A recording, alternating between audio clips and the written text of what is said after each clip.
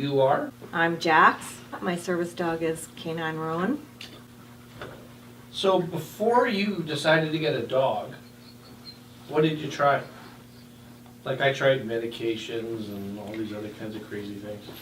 I tried a lot of things. I tried medications. I tried to deal with things on my own. Like, people say to you, it's all in your head. I tried a lot of things to just have a positive outlook on things.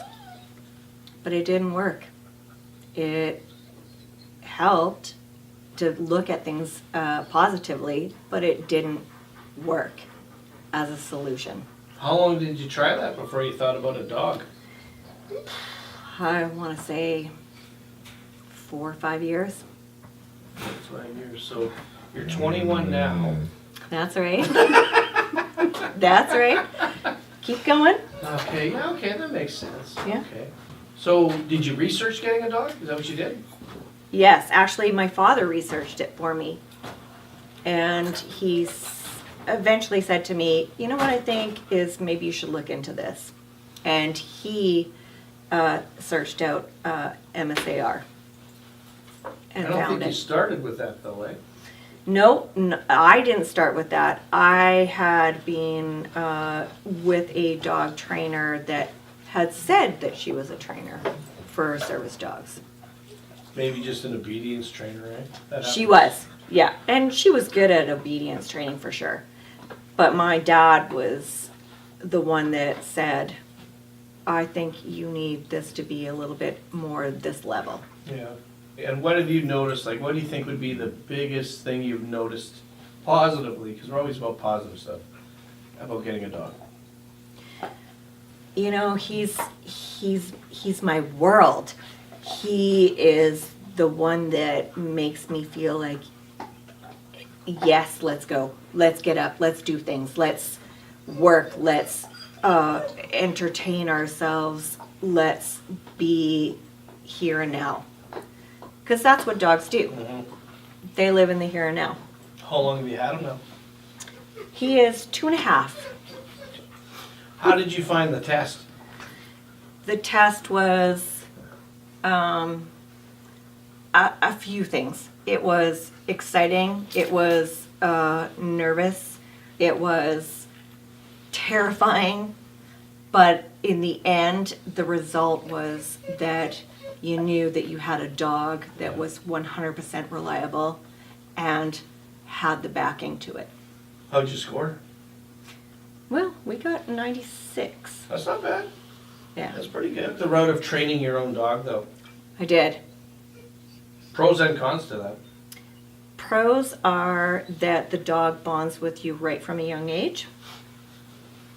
Cons are that if you don't know what you're doing, it's not going to work out for you.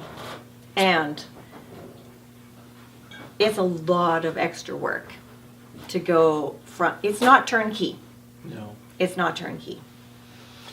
You know, that's one of the things I notice is sometimes people, when they're training their own dog, they start relying on the dog like it's a service dog before it's trained or even mentally prepared for that. Yeah. And you could burn out your dog like that. Yeah. You have to know the difference between loving the dog and working with the dog and trusting the dog. Mm-hmm. You have to know the difference. Yeah, that's actually a really good point because, and the training's still ongoing. Always. You never stop training. You Yeah. never stop. Even though he's fully certified now, like you have to continuously work him so that he is reminded all the time. So if you were going to do it again, would you get a dog trained or would you train it yourself? That's a tough question, actually. Like, I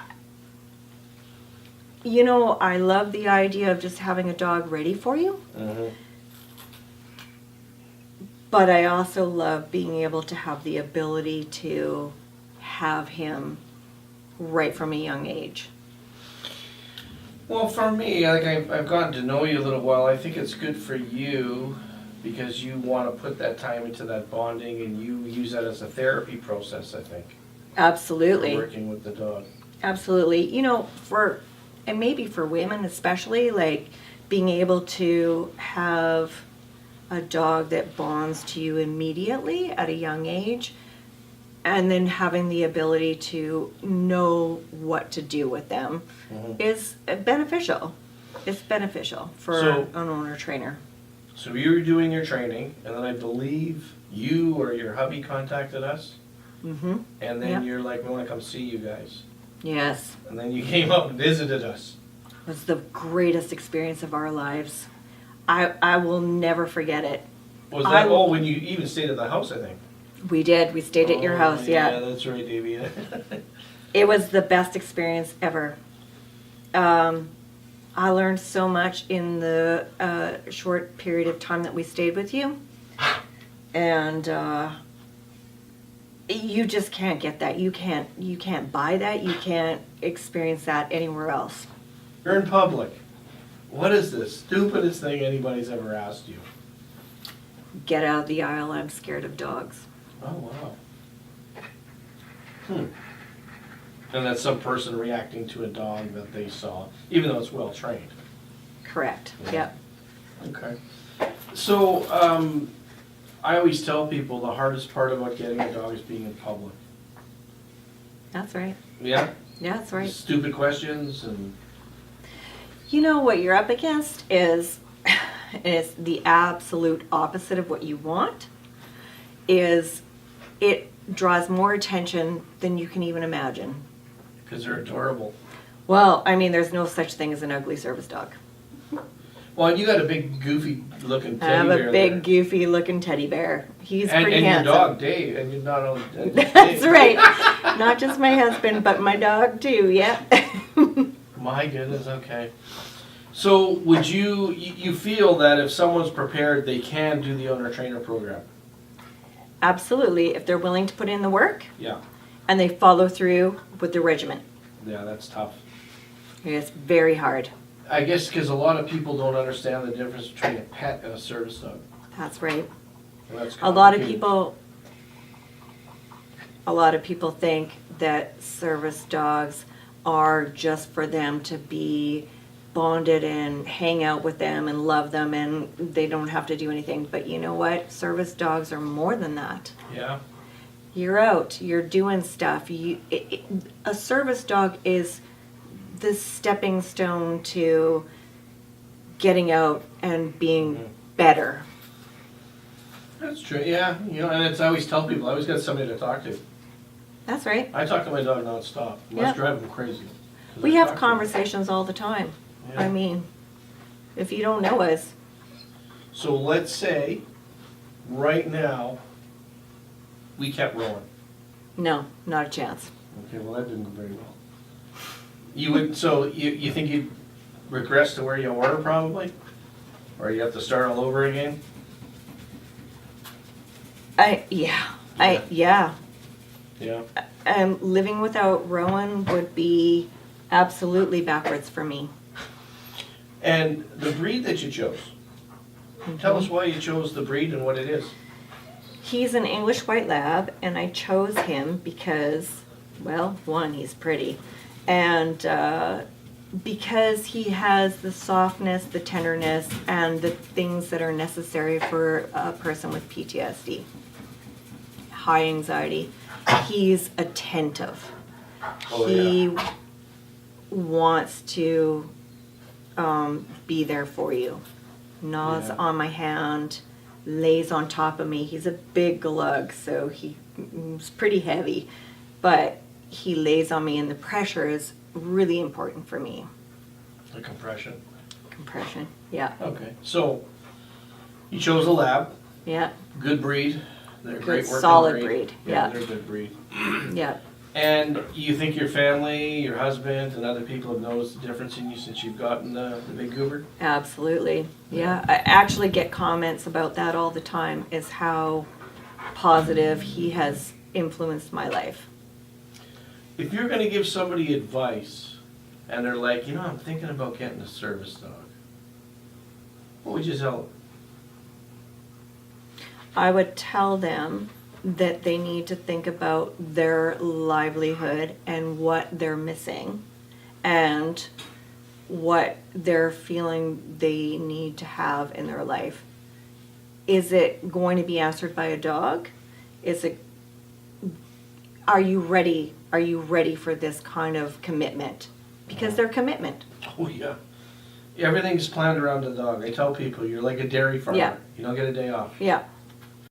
Yeah, so your dog there, I call him Robear, but what exactly does Rowan do for you? So every day is different, obviously, but what's common with me is that I am up in the middle of the night a lot. I don't sleep well. And if I do, generally I have nightmares. And Rowan will be on top of that. Yeah. He's attentive to that, and then when I get up, he comes down with me. And we hang out and relax and try and get through it. The other thing is that I am on quite a few medications, and some of them cause dizziness and the possibility of passing out. Rowan knows how to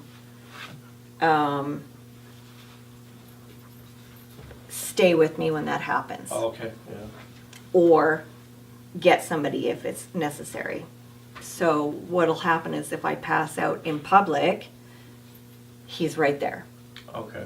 And if it's dangerous, he knows. And he will go and get someone for me. The other thing is, sometimes, because I have PTSD and the brain doesn't work in a logical sense sometimes, I forget what's going on, and he will get my med bag for me if he knows it's time and I've forgotten to do it. That's handy. Yeah. In your travels working with this dog, have you come across any fake service dogs? Oh. How does that go over, and how can you tell that they're fake? They're barking. They're anxious. They're all over the place. They're sniffing my dog. They're doing all kinds of things. Like, what do the people say? Oh, he's just excited. He just wants to meet your dog. He's just, those are the kinds of things that happens. Yeah, I don't want your dog to meet my dog. Yeah, exactly. I don't know your dog. My dog's a $50,000 service dog. Yeah. Okay. Yeah. So, no issues. You just, what do they say? Like, did you ask them to leave you alone, or? The thing with me is that I am always vigilant about what's going on. I watch. My dog is my life. Mm-hmm. And when I see another dog coming, I am, Yeah. let's go. Let's watch what's happening here. And if it's a service dog, so to speak, I watch what happens. And you know what? I tell them, go. You're not doing it for me. Well, I guess because you've taken the test, you know what's supposed to be in it. Yeah, like any time that I've come here and I've seen when we've gone to your house and there's 12 dogs and they're all harmoniously like sitting in your living room, not one of them ever comes up and says, "Hey, I'd like to know you," kind of thing, right? Which is what dogs do. But when it comes to a dog that is a fake service dog that has a vest on, you just know. You can see it. You know that we have Canine Storm. Yeah. Canine Storm, just a little bragging, but the dog that was going after Bin Laden wore a Canine Storm harness. Yeah. A lot of my Special Forces buddies that I know, their dogs have Canine Storm gear. They've made our harnesses. People see that. What has been your experience in people seeing your Canine Storm gear? So, I come from a place where it's not very well recognized what service dogs actually are to look like with the vests.